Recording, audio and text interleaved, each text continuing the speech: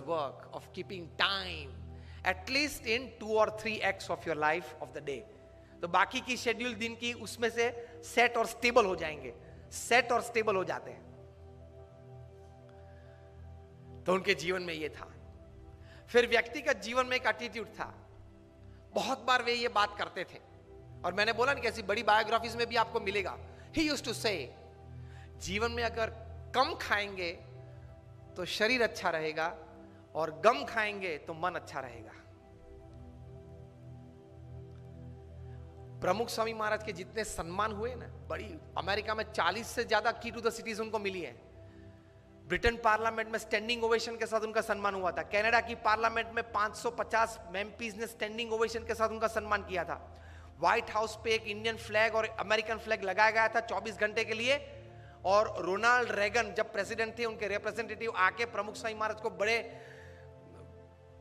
ऐसे सभागृह में हजारों लोगों के बीच ये सम्मान किया था. वो दोनों फ्लैग देके कि this two were specially hosted on the White House for you. Kenya parliament में स्टैंडिंग ओवेशन का था सम्मान. इतने बड़े सम्मान के साथ उनके बहुत बुरे अपमान भी हमने देखे हैं.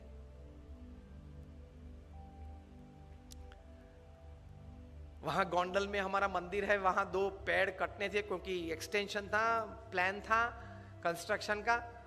तो कोई एनवायरमेंटलिस्ट आ गया, 5000 लोग सभा में बैठे थे, बीच में खड़ा होगा और प्रमुख स्वामी महाराज को गाली के साथ उसने अपमान किया. तो हमारे 2-3 स्वयंसेवक उनको पकड़ने के लिए, मतलब उनको चुप करने के लिए गए और जोर से चिल्लाने लगा. प्रमुख स्वामी ने उनको आगे बुलाया और बोले कि आपको क्या कहना है. अरे आपने ये 2 पेड़ काट दिए, ये एनवायरमेंट की दृष्टि से बराबर नहीं है. प्रमुख स्वामी शांति से उनको समझाते थे. 5000 लोग बैठे थे कि देखो हमारी एक्सटेंशन प्लान था इसलिए हमने काटा. वैसे नर्मदा के किनारे गुजरात में हमने 1 लाख से ज्यादा वृक्ष वहां तैयार किए हैं. अक्षरधाम गांधीनगर में 25,000 से ज्यादा है. वो कुछ सुनने के लिए तैयार नहीं था.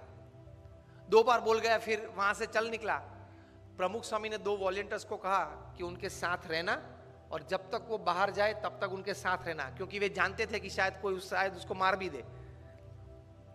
प्रमुख स्वामी ने दोनों वॉलंटियर्स को कहा कि उनको किचन में ले जाओ और भोजन करवा के बाद आप दरवाजे तक उनके साथ जाना. तो ऐसी अपमानित परिस्थिति में भी हमने उनको स्थिर देखा है. तो वे जो बोलते थे वो सही था. अगर गम खाएंगे मतलब बड़ा मन रखेंगे.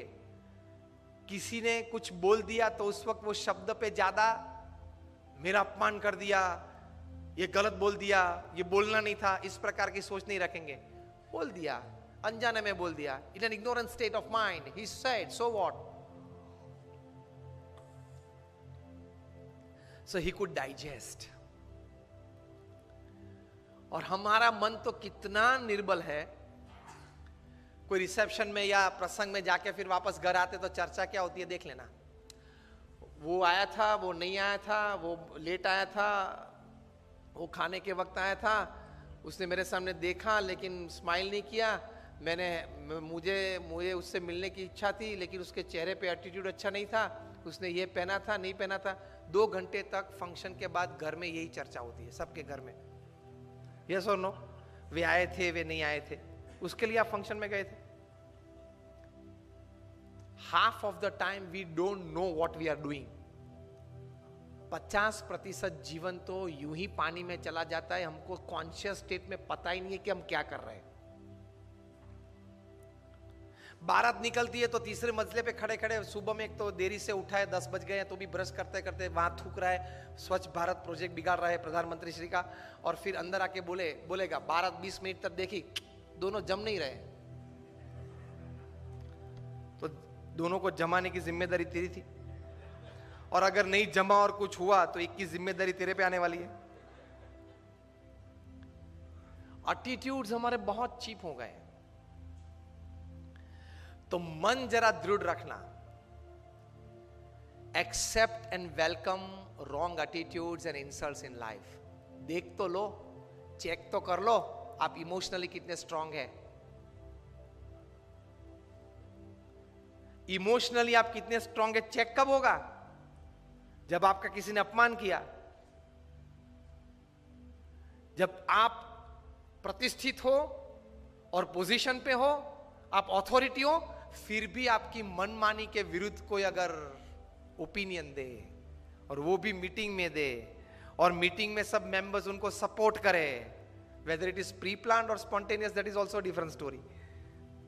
उस वक्त आपकी अंदर की हालत कैसी बनती है वो आपके एटीट्यूड पे निर्भर होगा। If my opinion works, I am happy to work. If my opinion does not work, somebody else's opinion prevails, I am more happy to work। तो ही महान बन पाओगे।